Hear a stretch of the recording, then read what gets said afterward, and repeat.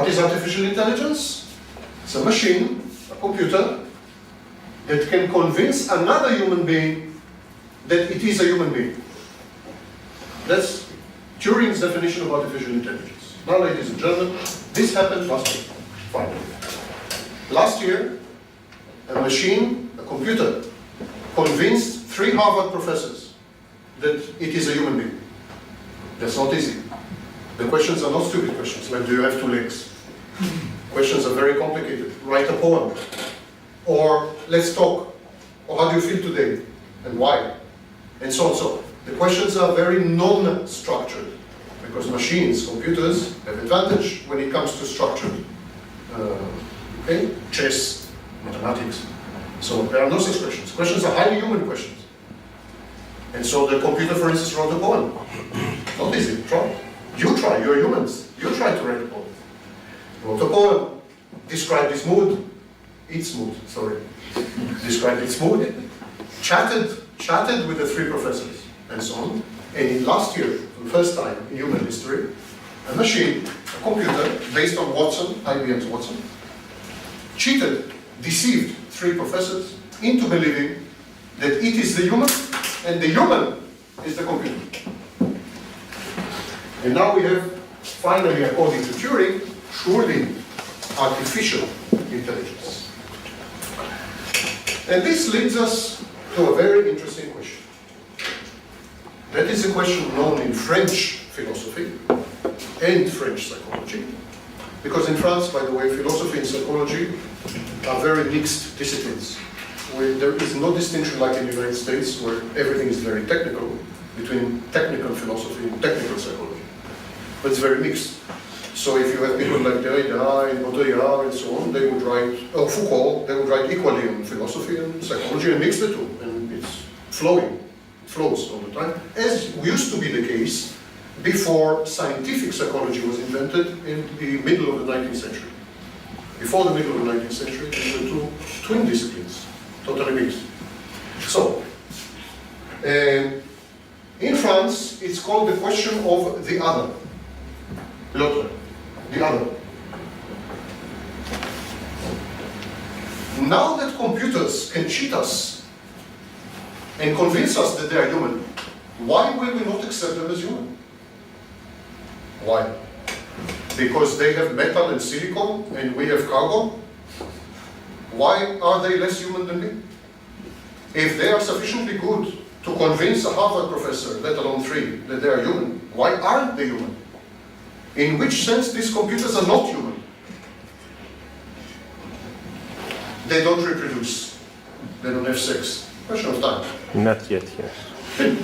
They don't, many humans don't have also. They don't fall in love. Also question of time. Did you see the movie Blade Runner? Blade Runner. Androids. Philip K. Dick, the famous author. Do electric sheep dream? Androids there fall in love and have sex and so on. It's really a question of time, there's no doubt about it. Finally, 50 years from now, 100 years from now, there will be androids, robots, machines, computers, whatever you want to call them, who will look exactly like you. They will be with artificial skin or real skin, because today we have 3D printing machines that print real skin. Today, I repeat, we have 3D printers that print real skin. So they will have real skin, they will have a body, they will look exactly like you. And it will be, if we have a Tony Naonovsky robot and a Tony Naonovsky human, I might get confused. And it's not a question of only getting confused, but in which sense that Tony Naonovsky robot is not human. It will be very difficult. So there's a question of the other. But it goes even deeper than that. Because if I relate to a robot as a human, I relate to all humans as robots. What are you to me? Each one of you. A package. You're a package.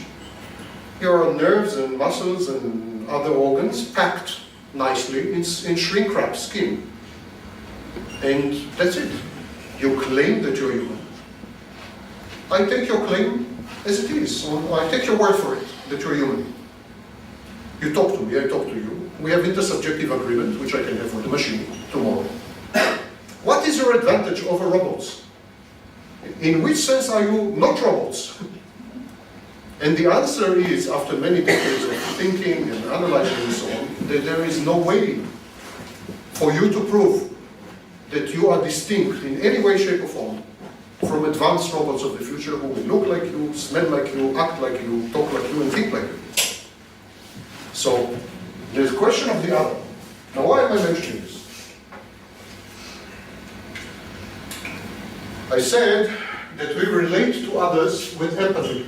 The intersubjective agreement, who is human? The intersubjective agreement about who is human, what constitutes human, we call it empathy.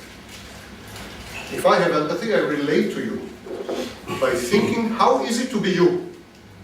How is it to be you? As I'm thinking, how is it to be you, I can relate to you. It's projection, it's not true, but it works. Okay? We've gone through it. What happens with people who have no empathy?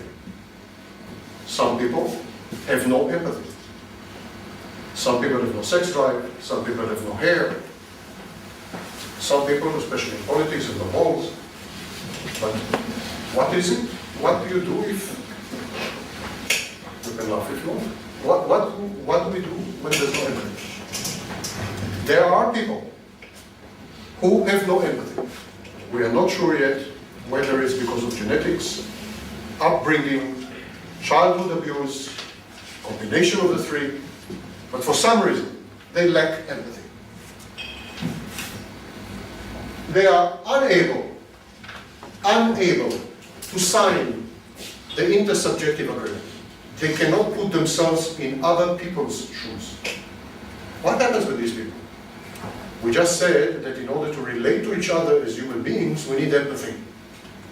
If you don't have empathy, you cannot relate to other people as human beings. You have to relate to them. You have to relate to them because you need something from other people. You work with other people. You sleep with other people. You have children with other people. You need other people. You can't isolate yourself completely. My store comes, fixes your television. You can't avoid people, unfortunately. But you can't avoid people. But some of them.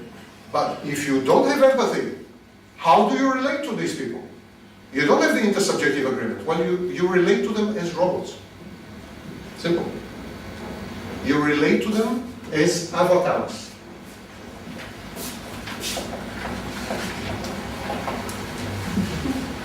As symbols, as representations, symbols, functions, if you wish, avatars, robots. For you, other people, if you don't have empathy, other people are there as kind of a function that comes and goes. There is also no object constancy. Object constancy means that even when you're not with me, you are still in me. Babies have that. Babies don't have object constancy. When the mother leaves the room, they begin to cry. Because if mother is not there and they don't see mother, there is no mother. Mother goes, no mother. So, people with no empathy don't have object constancy. If I don't have empathy and my wife is here, she is here. But if she is not here, she is not in my mind. They have no object constancy. Some politicians do that. Politicians, it's questionable whether they're human at all. Stop. You need a different kind of agreement. Now, the people without empathy are called narcissists.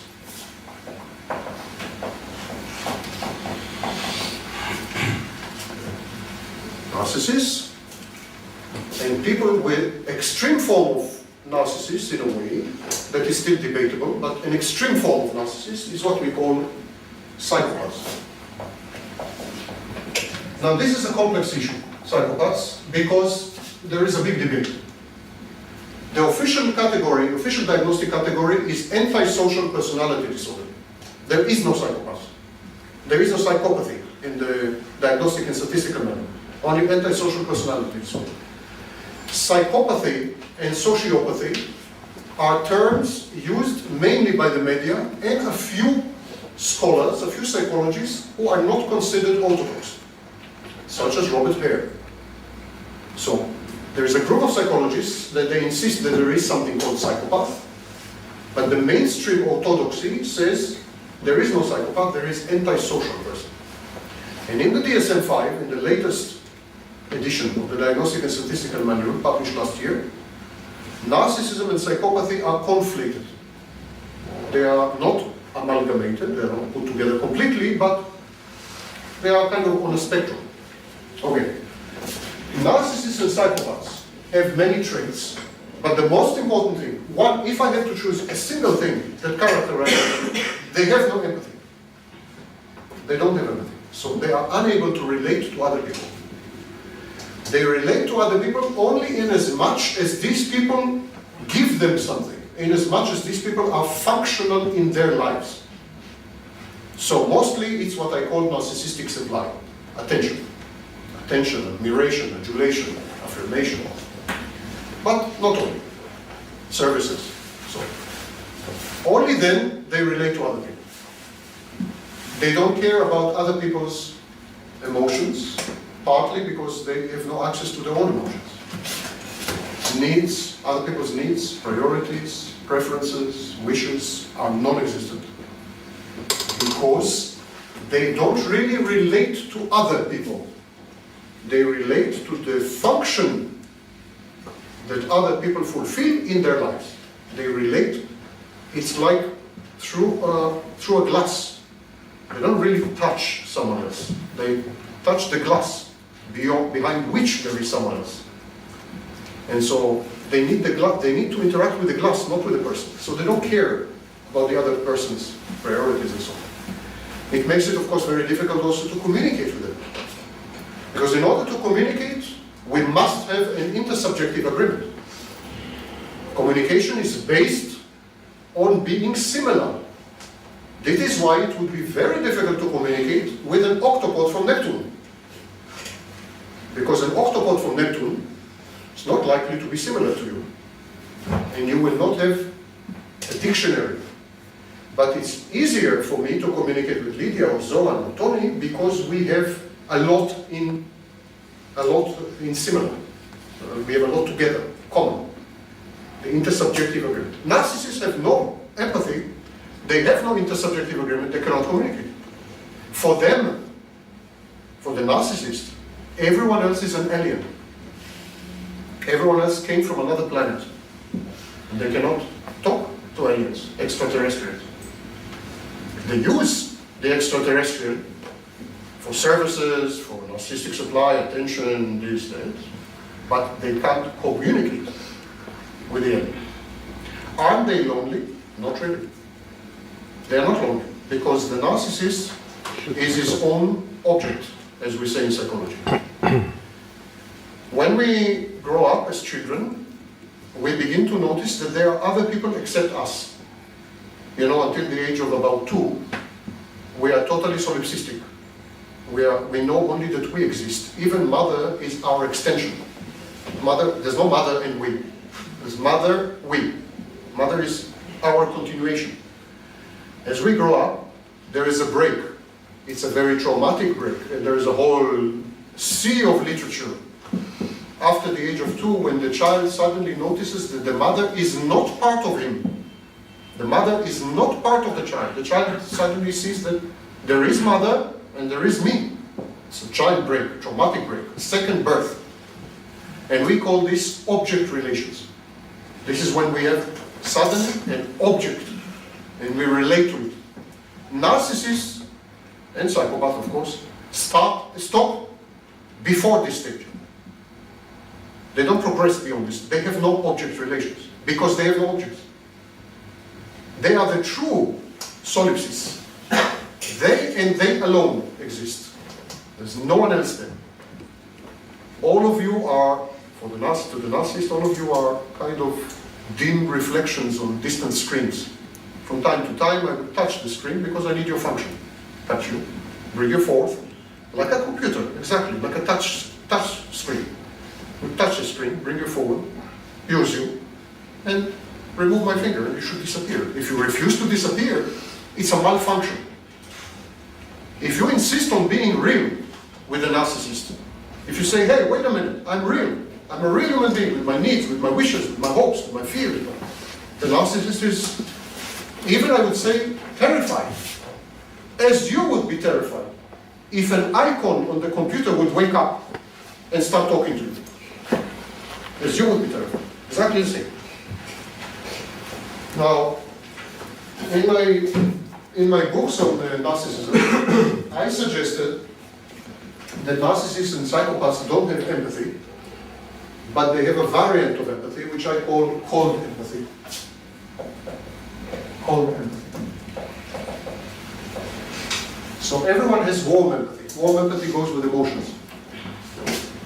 Cold empathy is the ability to fully understand other people, but without emotions. Exactly like I would read the user manual of a laptop. So I would fully understand the laptop, but of course I don't fall in love with the laptop. Well, it depends which laptop actually.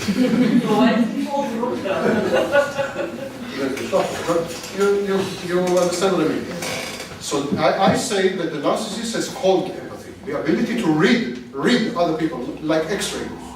It's not like the narcissist has X-ray, Röntgen, and is able to look at someone and read that person, but in a cold, calculated way, like I would read a manual of a television set or a refrigerator, or a laptop, and say, oh, this is the person. Now, in order to get him to do this, I need to push this button. These are his buttons. I need to push his button. This is his vulnerability. This is his weakness. These are his fears. These are his needs. And I can push these needs and fears and vulnerabilities to get him to do what I want. And this is what I call cold empathy. So there's no emotions. But this is a new suggestion, and it's still not accepted. The current orthodoxy in psychology is that there is no empathy at all. I don't think it's possible not to have empathy at all, because if you have no empathy at all, how does the narcissist know to manipulate people? Narcissists manipulate people all the time. How can you manipulate if you have nothing in common? I mean, no ability to read someone. So I think there is cold empathy, but definitely not the classic type of empathy. Psychopaths are even worse. While the narcissist regards other people as potentialities, so if I look at you, if a narcissist looks at you, he would relate to you as a potential for, let's say, narcissistic supply, or you. All potentials for narcissistic supply. Right now, the narcissist doesn't need supply, so he doesn't activate you. But when he needs supply, he will activate you. How will he activate you? You need compliments, he will give you compliments.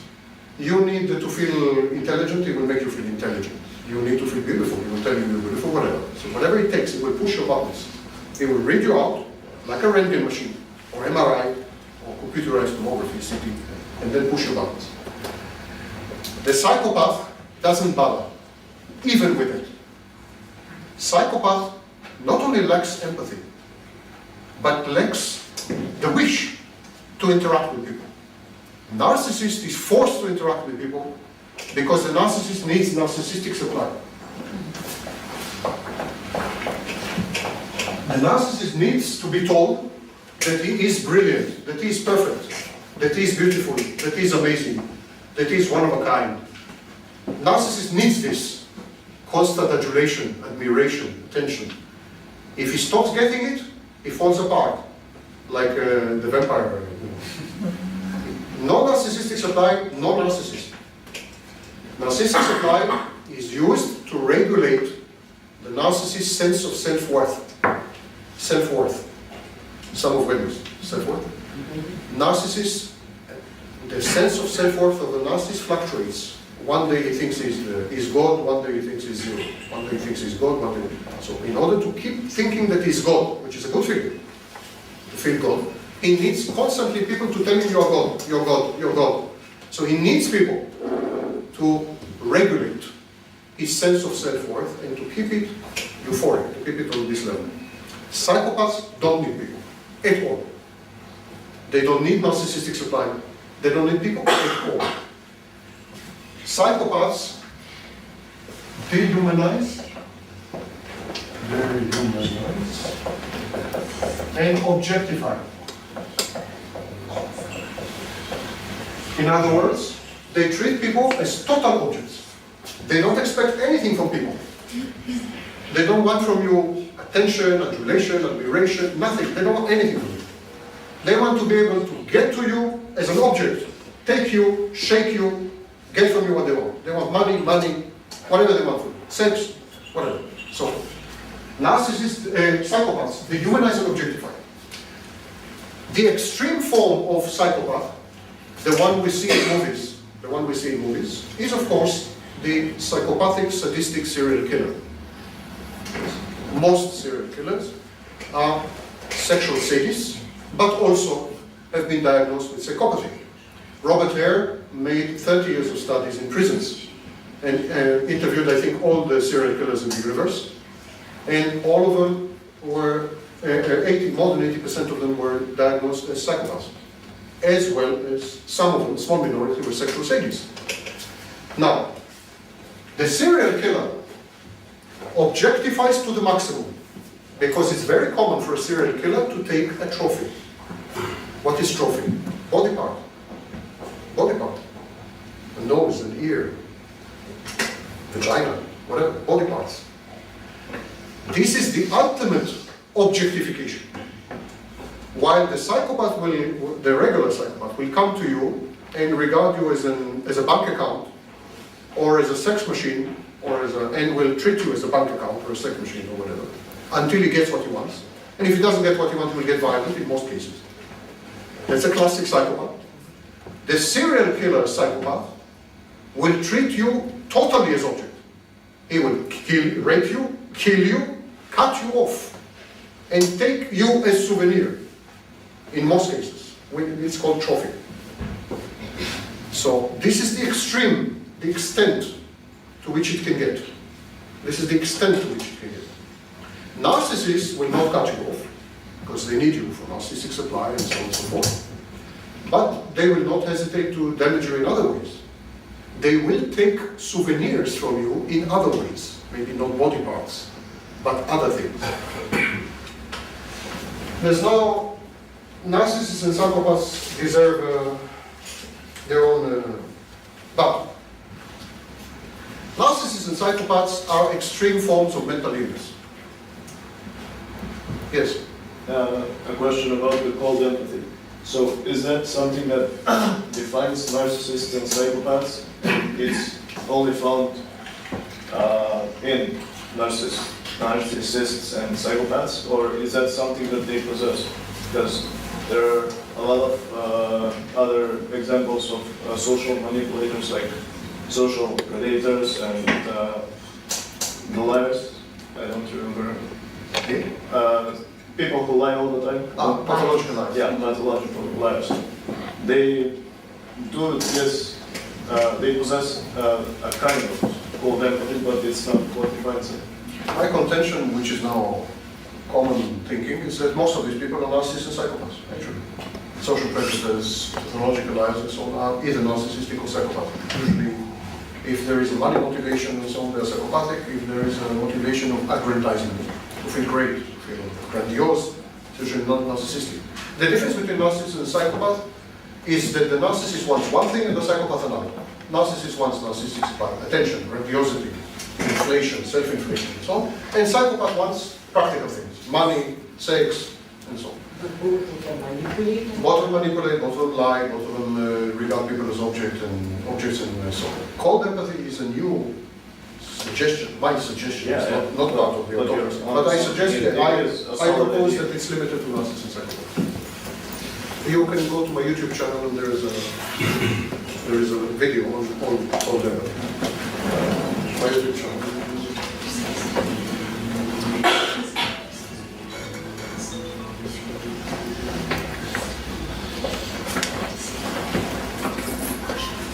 Very original.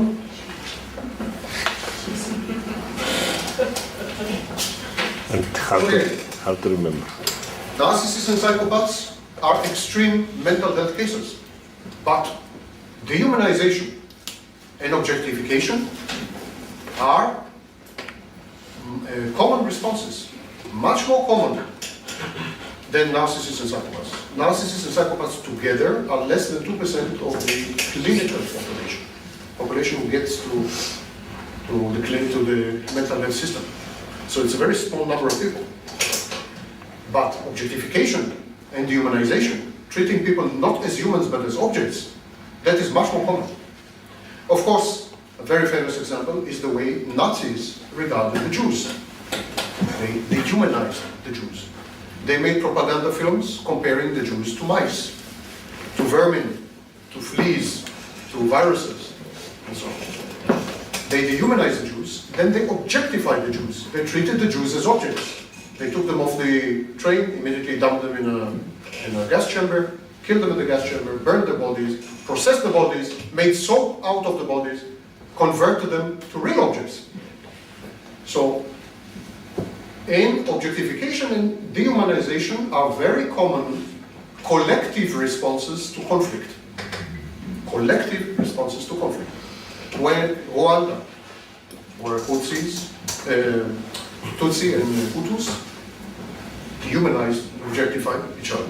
Whenever there's a conflict, especially eruptive conflict, we dehumanize and objectify.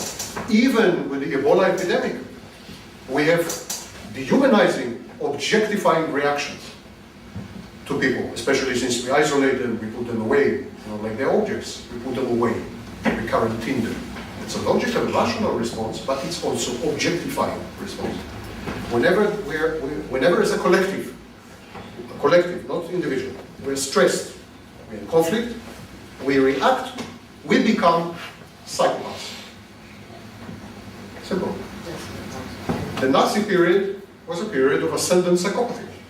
The psychopath was in charge, but vast majority of Germans became psychopaths as well. Shared psychosis. Coming back full circle. It's possible for a collective to become psychopathic or narcissistic. It is an infectious disease, an epidemic. We should not think of mental health as something unique or isolated to individuals.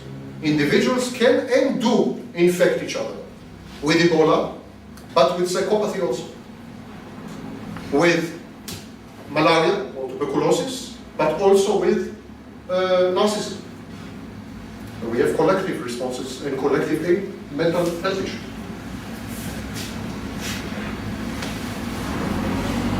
The final topic. The final topic is the current state of psychology.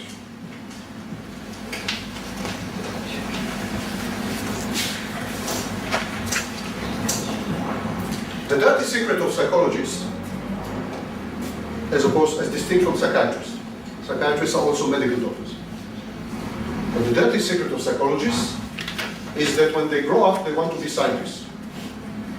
They want to feel that psychology is an exact science. They want to feel that they are physicists. They envy physicists. Physicists envy. I'm saying physicists because I'm physicist. So also physicists. So they envy physicists. Physicists deal with quantifiable elements. They have beautiful machines. They get Nobel Prizes. They're famous. They appear on Discovery Channel and so on. It's very unnerving. Huge envious reactions. And so, psychiatry has always been distinct from psychology. Psychiatrists always held psychologists in low regard, especially talk therapists. Psychiatrists always thought that talk therapists are quack doctors, shamans, witch doctors. So, whenever you talk to a psychiatrist anywhere in the world, doesn't matter where, they will poo-poo, they will berate psychologists and definitely therapists.